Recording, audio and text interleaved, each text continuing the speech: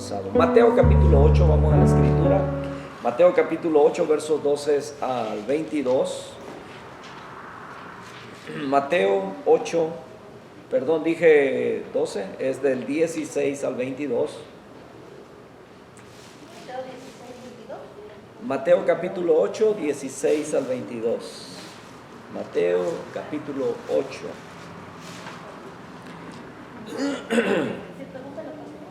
Sí. Mateo capítulo 8. Capítulo 8, versos 16 al 22.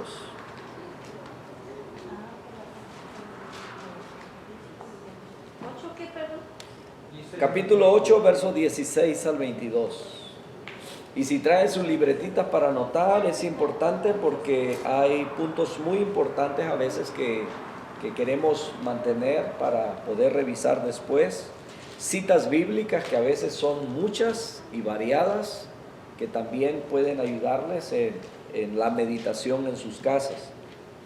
Entonces, si por alguna razón se perdió alguna cita, ¿verdad? Puede con toda confianza preguntar.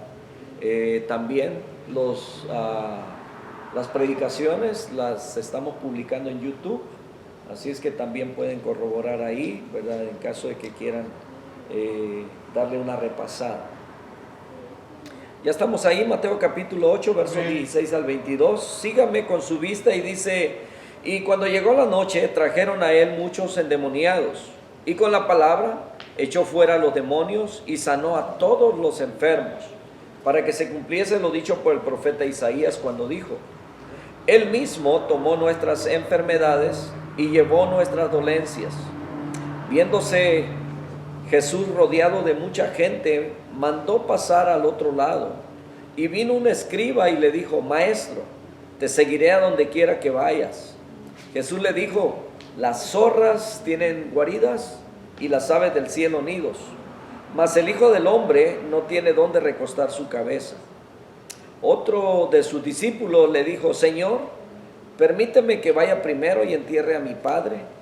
Jesús le dijo: sígueme, deja que los muertos entierren a sus muertos. Oremos. Padre, te suplicamos en esta tarde para que en esta lectura, Señor, en esta introducción a estos eventos que nuestro Señor Jesucristo nos presenta a través de los escritos de Mateo, Padre, que podamos nosotros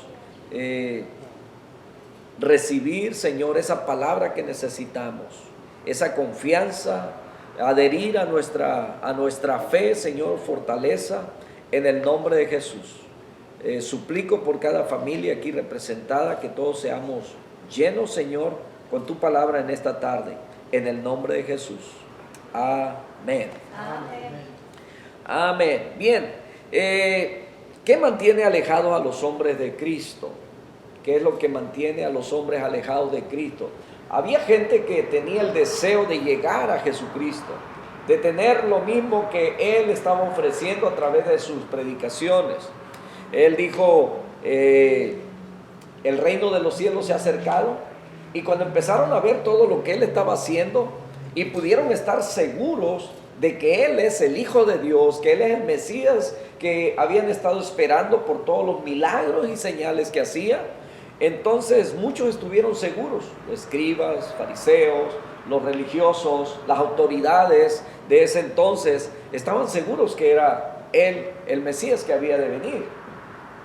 Y querían tener esa parte, ¿verdad?, de promesa que Él estaba ofreciendo, pero les era muy difícil porque habían cosas que se anteponían, habían cosas que ellos amaban mucho más. Entonces esas cosas los mantenían alejados de Cristo. Hoy en día vivimos la misma situación, la misma historia de la humanidad en todos los tiempos. ¿Cómo lo sabemos? Porque mire, los que odiaban a Jesucristo en aquel entonces lo repudiaban, le hacían preguntas, y dentro de ellos había muchos religiosos, había mucha gente. Y no nos estamos refiriendo a los gentiles, a los paganos, no, de la misma gente de Israel. Entonces hoy en día hay mucha gente religiosa, hay mucha gente que dice creer en Dios, que dice creer en Jesucristo, pero en sus acciones niegan que siguen a Jesucristo. Porque hay muchas otras cosas que se anteponen para ellos poder obtener o llegar a obtener la promesa que Dios está dando. Y entonces vamos a ver, ¿verdad? Si no alcanzamos hoy, vamos a tener continuación en este tema que es tan importante, ¿verdad? Que nada sea un obstáculo para que nosotros podamos seguir a Jesucristo. Recuerdan que hemos predicado acerca de que la cruz significa sufrimiento, ¿verdad? Es el simbolismo de sufrimiento y más para nosotros. Entonces, nosotros estamos tan familiarizados con ello cuando Jesucristo dijo, si alguno quiere venir en pos de mí, número uno, niéguese a sí mismo. Deje de vivir su vida, ahora la va a vivir para mí. Y vivir para Cristo es haciendo la voluntad de Dios, es haciendo justicia. Y hacer justicia es hacer lo que es correcto. Y por hacer lo correcto mucha gente te va a odiar. Por hacer lo correcto vas a ser mal visto. Por hacer lo correcto, por pensar correcto, por decir lo que es correcto, mucha gente se va a molestar. Por ejemplo, si tú amonestas a alguien que está haciendo alguna cosa mala, ya sea de perversión, ya sea una maldad, algún pecado, puede ser escandaloso o no, pero siendo pecado que ofende a su mismo cuerpo y que ofende a Dios, y cuando tú le llamas la atención y tratándolo de guiar por otro camino, es posible que esa persona, lejos de llegar a amarte, te va a odiar, porque va a pensar que tú lo estás juzgando, que le estás señalando por lo que está haciendo. Y te vas a convertir en un enemigo de esa persona. Es así como el cristiano es visto en esta sociedad. ¿Sabe por qué muchos nos repudian? ¿Por qué muchas personas no nos quieren a los cristianos? Porque dicen que nosotros estamos en contra del homosexualismo, en contra de la perversión, estamos en contra de todo lo que se desarrolla en la sociedad.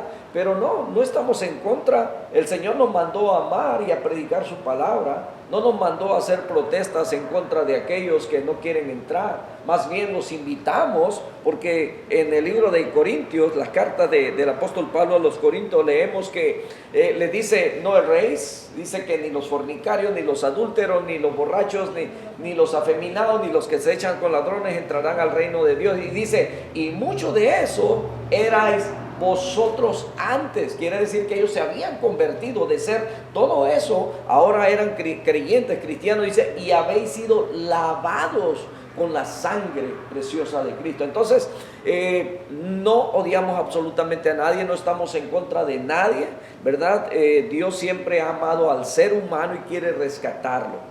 Bien, entonces el Señor Jesucristo fue mal visto por toda la gente en aquel tiempo, y bueno, en algunas maneras es absolutamente increíble y absolutamente inexplicable que la gente rechace continuamente y se rehúse a reconocer a el señorío de Jesucristo. Eso pasó en el tiempo de Jesucristo, eso pasa en estos tiempos, y por supuesto que en el futuro nuestros hijos verán todo ese rechazo que el ser humano tiene por Jesucristo. En ciertas maneras, esto va mucho más allá de nuestro entendimiento. El hecho de que la gente rechace a Jesucristo como el Salvador, el Hijo de Dios incomparable, el Hijo de Dios amoroso, lleno de gracia, el Salvador del mundo, el que murió por toda la humanidad, por todos los hombres, para rescatarlo de su pecado, sigue siendo todavía menospreciado por la humanidad hasta el día de hoy. Entonces la prueba de que Él es Dios en carne humana, esto va más allá, ¿verdad?, de toda la contradicción que el mundo vive. Las palabras de Jesucristo, sus obras, su muerte, su resurrección, todas esas cosas hablan precisamente de una manera muy clara, de tal manera que no hay manera de decir no he escuchado, no he sabido, simplemente que no has querido creer. Pero gracias a Dios que ustedes han creído. Y todo esto que predicamos es para que su fe sea fortalecida, que muchas veces somos debilitados por lo que escuchamos afuera, porque escuchamos noticias, porque escuchamos a alguien. Cuando intentamos anunciarles del Evangelio, hay mucha gente que se convierte en filósofos, en teólogos, y tratan de decirte a ti que tú estás equivocado. Pero no estás equivocado, has creído correctamente. En Juan capítulo 1, él dice, ¿verdad? En el verso 11, que él vino a los suyos, pero los suyos dice que no le recibieron. Entonces los suyos significa su pueblo, su gente, su linaje, ¿verdad? Y entonces dice que a ellos vino, pero ellos no le recibieron. En Juan capítulo 5 dice que no queréis venir a mí, dice, para que tengáis vida. Y aunque clamaron en su crucifixión, decían, no queremos que este hombre reine sobre nosotros. Entonces, todas estas declaraciones de rechazo y de rehusarse a reconocer a Cristo, el mundo entero se convierte en un juez, ¿verdad? En un juez, en una corte que ha oído un argumento claro, ineludible, ha llegado al veredicto totalmente opuesto al que llevan los hechos. Mire, Pilato encontró que Jesucristo era inocente. Herodes lo encontró inocente.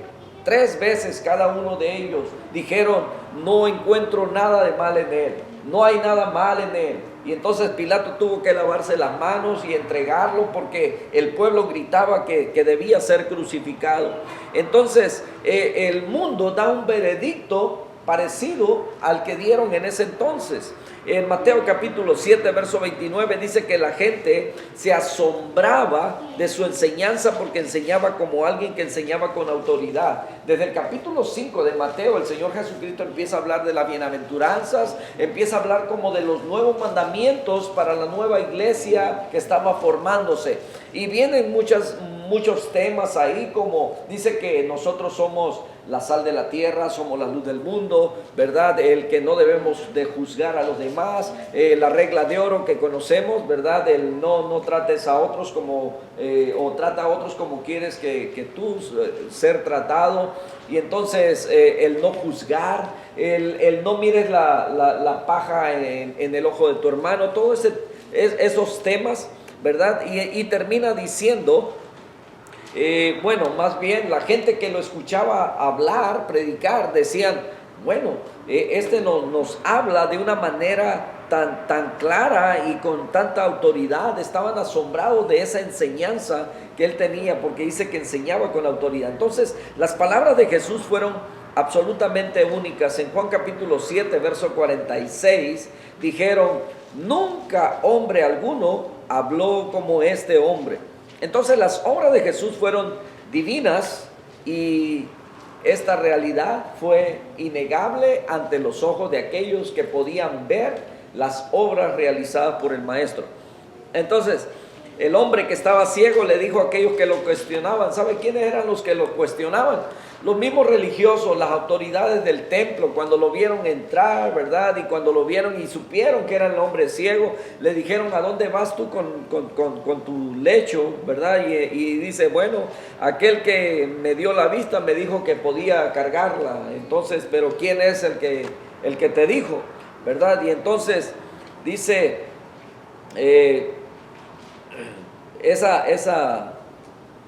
esa historia está en Juan capítulo 9, versos 25 al 31. Él dijo, si es pecador no lo sé, porque decían que Jesucristo era pecador. Y entonces dice, no lo sé. Dice, pero lo maravilloso, dice que ustedes no saben de dónde es, y sin embargo, Él abrió mis ojos. Y dice, si este hombre no fuera de Dios, no podría hacer esto.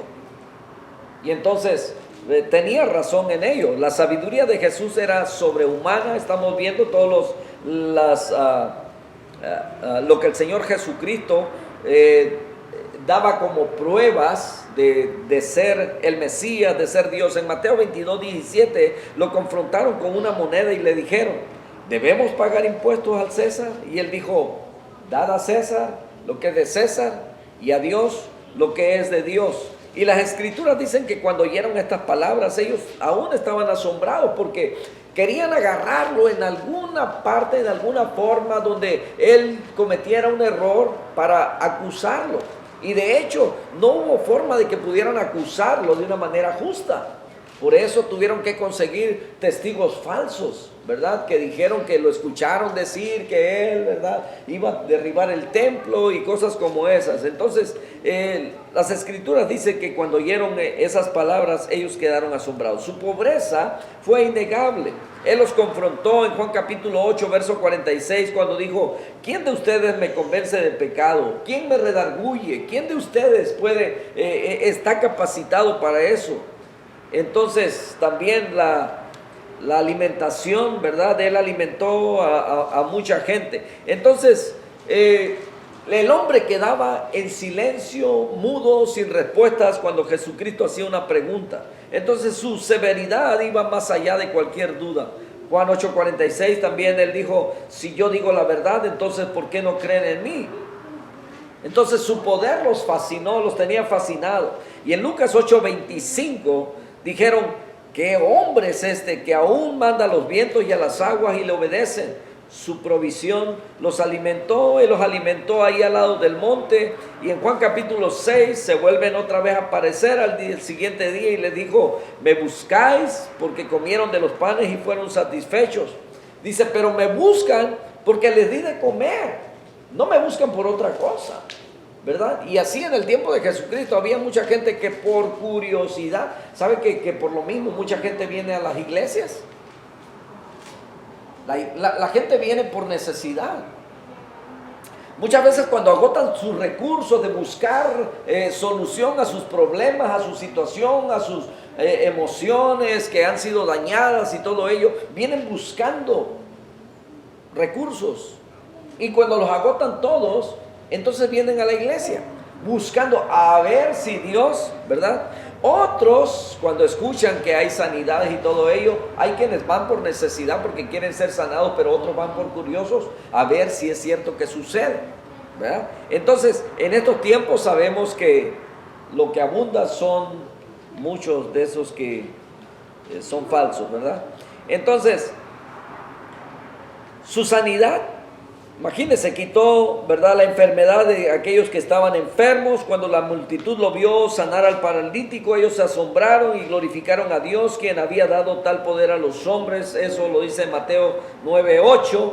Entonces su amor literalmente los tenía completamente abrumados. Estaban ahí en la tumba de Lázaro, vieron a Jesús conforme comenzaba a llorar, ¿verdad? Y dijeron: he aquí cuánto le amaba.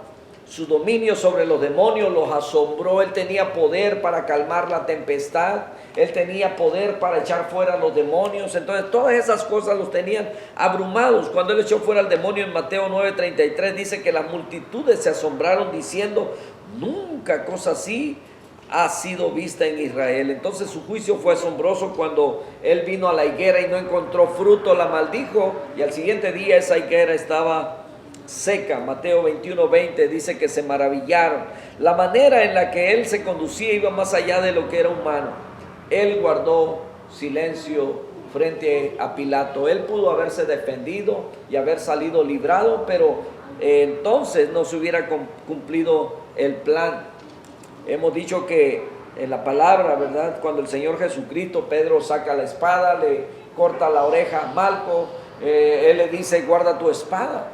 Dice: ¿acaso crees que ahorita yo puedo rogarle al Padre que me envíe una legión de ángeles y, ¿verdad?, que nos defienda? Entonces, pero él decía: mi reino no es de este mundo. Le dijo a Pilato: si mi reino fuera de este mundo, entonces mis seguidores, ¿verdad?, pelearían por mí. Entonces él guardó silencio, él no presentó defensa alguna. Mateo capítulo 27 verso 14 dice que él no le respondió ni una palabra, de tal manera que el gobernador estaba maravillado, se maravilló mucho, estaba como dicen por ahí, ¿verdad?, estaba pues perplejo. Entonces su enseñanza iba tan más allá de lo que cualquier maestro que ellos jamás habían conocido. Dice Juan capítulo 7 verso 15 que los judíos se maravillaron diciendo: ¿cómo sabe este hombre de letras nunca habiendo sido instruido? Resulta que en esa ocasión Jesucristo tenía 12 años y estaba sentado con los doctores de la ley, con los principales maestros de Jerusalén, de Israel, ¿verdad? Entonces, y dice que hacía preguntas de tal manera que se maravillaban. 12 años y podía hacer preguntas. Entonces se maravillaban de esa sabiduría que un niño, ¿verdad?, podía hacer a los 12 años. Entonces los fariseos se maravillaron porque no, él, bueno, ¿verdad? Contradecía toda tradición de ellos, no lavándose las manos cuando iban a cenar. Él desafió sus ceremonias, su condescendencia, los sorprendió, ¿verdad? Cuando la mujer que tuvo 5 maridos, estoy hablando del capítulo 4 de Juan, cuando aquella mujer samaritana dice que le dice, ve y ama a tu marido, y ella dice,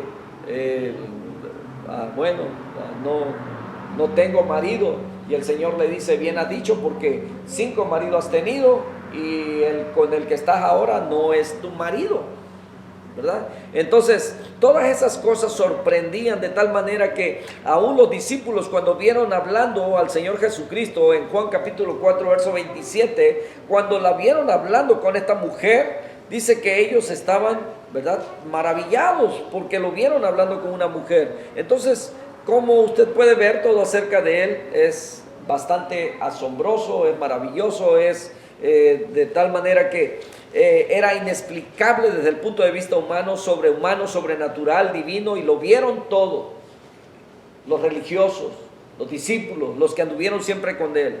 Y es sorprendente que en Marcos 6:6 dice que Jesús se maravilló ante la incredulidad de la misma gente. ¿Sabe que había lugares donde Jesucristo llegó y nunca hizo un milagro? No porque no tuviera poder, sino porque la gente era tan incrédula que Jesucristo no hizo ningún milagro. Entonces, en algunos haya algún amor abierto, deliberado del pecado. Juan capítulo 3 dice que los hombres, escuche bien, los hombres amaron más las tinieblas que la luz. Eso es lo que mantiene al hombre alejado de Cristo, porque aman más las tinieblas que la luz.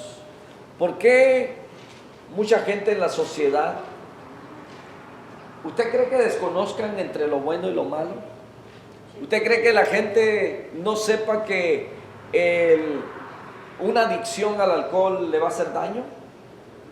Desde que una persona comienza, ¿verdad?, a ingerir alcohol, en sus principios, que se comienza con poquito, sea droga, sea alcohol, sea una adicción quizás a una perversión, a lo que usted quiera, a un exceso que lo va a llevar a lo mejor a un desgaste físico, moral, espiritual, a una pérdida de la familia, a una pérdida de trabajo.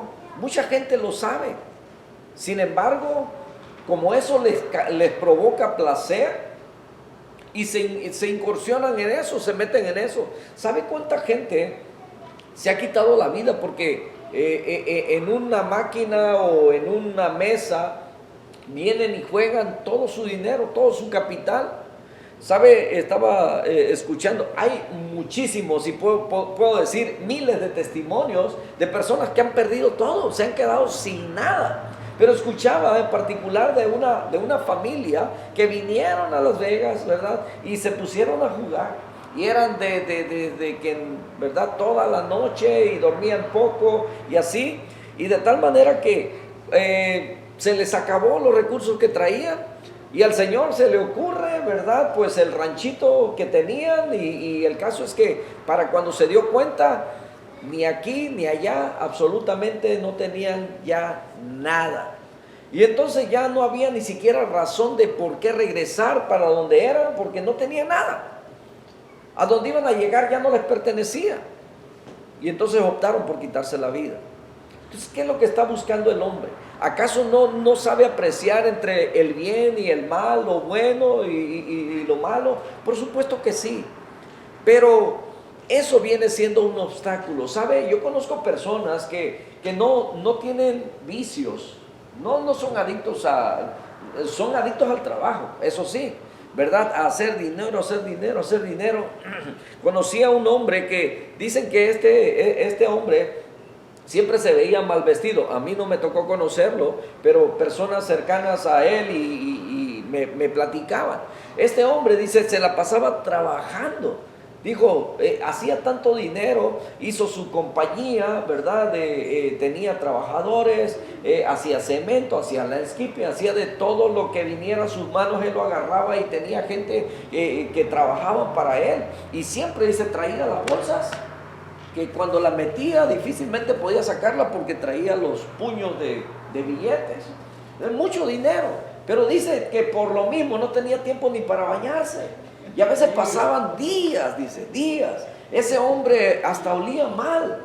Dice, no tenía tiempo para enamorar a una chica, para casarse, para tener un matrimonio, porque era el trabajo. Y se mandó a hacer allá del país de donde es, se mandó a hacer se compró una gasolinera y tenía gente empleada. O sea, estaba amasando mucho dinero. Pero en la escritura encontramos que había un hombre necio también que estaba amasando y dijo, ya mis graneros están muy pequeños, digo, ya no cabe todo lo que estoy. Dice, ya sé qué voy a hacer, voy a derribar esos y voy a construir unos más grandes y los voy a llenar. Y dijo, ya una vez que estén llenos, dijo, entonces ahora sí, alma mía, gózate, necio. Esta noche vienen a pedir tu alma y todo lo que has hecho, ¿de quién será? Y sabe, hay personas que se han ido de este mundo. Conozco de otro que tenía muy buen trabajo, nunca tenía tiempo para la familia. Es más, la familia la mandaba de vacaciones y él se quedaba trabajando, trabajaba hasta los domingos. Y resulta que dentro de sus juguetes se compró un carrito que todos los fines de semana, cuando tenía un tiempito, en vez de dedicarlo para la familia, estaba ya puliendo aquel carrito, se parece a mí. Entonces estaba puliendo el carrito y resulta que cuando un día de tanto trabajo, el Señor, un paro cardíaco fulminante, ¿verdad? Y adiós mundo cruel, se fue. Y sabe, no pasó mucho tiempo, alguien más vino a ocupar su lugar. Cuentas en el banco, un ahorro, ¿verdad? Mucho dinero, carros nuevos, especialmente esa troquita que siempre estaba ahí puliéndola. Y sabe, fiestas, desparrame, el otro que vino a ocupar el lugar. Y entonces, muy pronto, en una borrachera, aquel carrito que apreciaba tanto, que era su tesoro, quedó allá en una esquina, ¿verdad? Desbaratado completamente, y muy pronto se quedaron en bancarrota y se acabó todo. Entonces, ¿qué disfrutó aquel que se dedicó a todo eso? Bueno, el Señor Jesucristo habla de todas estas cosas en los evangelios. Quedan registrados para que nosotros no pongamos la vista en lo que hay en el mundo, ni en los deseos del mundo, y que no hayan obstáculos que nos paren de seguirlo a Él.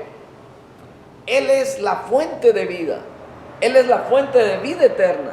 Entonces, la gente de este tiempo supo quién era Jesús, porque lo vieron caminar en el mar, y si no lo vieron caminar, entonces, pero escucharon, supieron que habían testigos que lo habían visto. Hubo mucha gente que fueron testigos de que levantó muertos, a Lázaro, por ejemplo. Mucha gente que hizo milagros, aquel ciego que había estado ciego desde el nacimiento, una mujer que había andado así por 38 años y que no podía enderezar de ninguna manera, y un día el Señor llegó y la vio, le habló y le dijo a esta mujer, ¿verdad? Y se enderezó la mujer. ¿Me entienden? Entonces, todo eso la gente lo sabía, pero habían muchas cosas. La religión muchas veces impide que el hombre pueda entrar al reino de Dios. La religión muchas veces aleja al hombre de Dios, y en este tiempo había mucha gente religiosa. Una y otra vez usted va a escuchar, y vino un escriba, y vino un fariseo, y vino un saduceo, ¿verdad? Y eran los tipos de religiones de ese entonces, y que vino el sumo sacerdote, porque hasta ellos, los que servían en el templo, ¿verdad? Principalmente, que eran la autoridad religiosa, ellos estaban muy lejos, aún conociendo la palabra, no supieron discernir cuando Jesucristo vino. Entonces, para comenzar, ¿verdad? Al principio, en el versículo 16, mire, esto solamente fue introducción. No hemos entrado todavía en el tema. Dios mío, ¿a qué hora nos vamos a ir de aquí? No se preocupe, solamente es la introducción. Vamos a continuar en esto, ¿ok? Entonces, en el versículo 16, Mateo acaba de registrar, escuche bien, 3 milagros que bien pudieran haber sucedido el mismo día. Jesús concluyó con el maravilloso sermón maestro del monte en los capítulos 5 al 7 de Mateo, y la gente estaba muy asombrada ante su autoridad. La enseñanza misma trajo a toda esa multitud. Él ya había hecho sin duda alguna miles de curaciones, y entonces la multitud era inmensa, y ahora lo están siguiendo ahí en Galilea. Escuche bien. ¿Sabe que hoy en día hay mucha gente que se proclama como los sanadores? ¿Sí? Hacen campañas y dicen, venga a recibir su milagro. Ven a la campaña de sanidad. Y sabe que mucha gente en su necesidad va. Y es posible ¿verdad? Porque sucede. La pobre gente llega y espera un milagro. Que si llega en silla de ruedas quieren salir ya caminando, empujando la silla, y no sucede. Pero si vuelven a escuchar que otro, ¿verdad? Viene y que también, y que hay una campaña y que va a haber sanidad, también va. A pesar de que ya hayan visto que alguien que fue solamente un fraude, que fue un, ¿cómo le llaman a estos que nomás engañan? Charlatán. Gracias, hermano. Entonces, pero la gente sigue creyendo y sigue corriendo a donde dicen que hay algo. Y entonces se imagina aquí con todos los testimonios de todo lo que Jesucristo había hecho. La multitud ya era inmensa. La multitud era tan grande. Dice que en una de esas ocasiones, cuando están allá en el desierto, ellos tienen ya que regresar, pero dice que el Señor les dice, no quiero que regresen sin haber comido a la casa. Están en el desierto. Y ellos les dicen, pero ¿aquí dónde vamos a ir a comprar? Y luego dice uno de sus discípulos, 200 denarios de pan, que representa 200 días de trabajo, ¿verdad? No alcanzaría para darle comer a toda esta gente. Y entonces se encuentra por ahí un jovencito que traía, ¿verdad? Por alguna razón, 5 panes y 2 pececillos. ¿Y sabe qué hace? Le dice, manda a la gente que se recuesten ahí de 50 en 50, ¿verdad? Y ustedes llévenle. Y entonces dice la escritura que él, habiendo dado gracias por ese alimento, empezó a darles para que le llevaran. Y dice que se satisfacieron 5,000 hombres. Y hay un evangelio que dice que dice, sin contar mujeres y niños. O sea, solamente hombres, 5,000.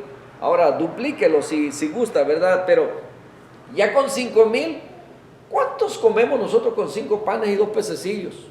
Pues si me dan a mí primero, hermano, yo creo que, bueno, no van a alcanzar, ¿verdad? Aunque pues no como pan, ¿verdad? Entonces, al final, cuando llegó la noche, y por cierto, la noche cuando se ponía el sol, ¿verdad? Se marcaba el final del día de reposo, y hasta ese entonces los judíos no hacían nada por romper la ley del día de reposo. Pero una vez que vino la noche, trajeron a él muchos endemoniados, y con la palabra echó fuera a los demonios y sanó a todos los enfermos. Ese es el verso 16 donde empezamos a leer. Entonces al final del día de reposo comienzan a traer a todos los enfermos, los endemoniados, y comienza de nuevo a buscarlo con todas estas personas que lo necesitaban. Y él dice, y él sanó ¿a cuántos? A todos. A todos. Entonces los sanó a todos, y siempre fue así, buscar para encontrar un milagro. Miles de ellos, ¿verdad? Los encontramos aquí. Él sanó a todos, y su enfermedad y desorden era espiritual, relacionado con posesión demoníaca. Él tenía el poder para sanar todo eso. Si era enfermedad física, él curaba eso, y él curó a todos ellos. No era cuestión de fe, sino más bien esto era cuestión de las circunstancias. Él los sanó a todos. Él estaba dando evidencia de que era el Mesías y su deidad, de tal manera que no quedara alguna duda de ello. ¿Sabe en realidad qué es lo que Jesucristo estaba haciendo cuando hacía todos esos milagros? Hermanos, en realidad Él estaba dando, escuche bien, una probadita de lo que va a ser en la gloria. Donde ya no va a haber dolor, donde no va a haber llanto, donde no va a haber tristeza. Ahora nos quejamos, ¿verdad? Que las piernas, que la espalda, que todo nos duele. Pero mire, el Señor en su presencia, ¿se imagina usted al apóstol Pedro pasando ahora ya con el Espíritu de Jesucristo, ¿verdad? El Espíritu Santo dentro de él, dice que su sombra, la sombra, ¿dónde está mi sombra? Hay muchas porque hay mucha luz aquí, ¿verdad? Pero la sombra de él dice que pasaba encima de los enfermos y ellos eran sanados. El Señor Jesucristo dijo que mayores cosas harían y se cumple, ¿verdad? Cuando Él se va. Entonces, todo lo que el Señor Jesucristo hace para con nosotros, para con estos que curó, que les abrió los ojos, es solamente una probadita de la gloria venidera. Entonces, Mateo 12:15, sabiendo esto Jesús, esto es del concilio de los fariseos, se apartó de allí, le siguió mucha gente y sanaba a todos. Mateo 14:14, termino con esto. Y saliendo Jesús, vio una gran multitud y tuvo compasión de ellos y sanó a los que de ellos estaban enfermos. Fue una sanidad sin aclaraciones, sin requisitos, ilimitada. Es posible que mucha gente de esta, a lo mejor ni siquiera fe traía, nomás venían por si acaso, ¿verdad? Era cierto aquello que les habían dicho y a lo mejor alcanzaban sanidad.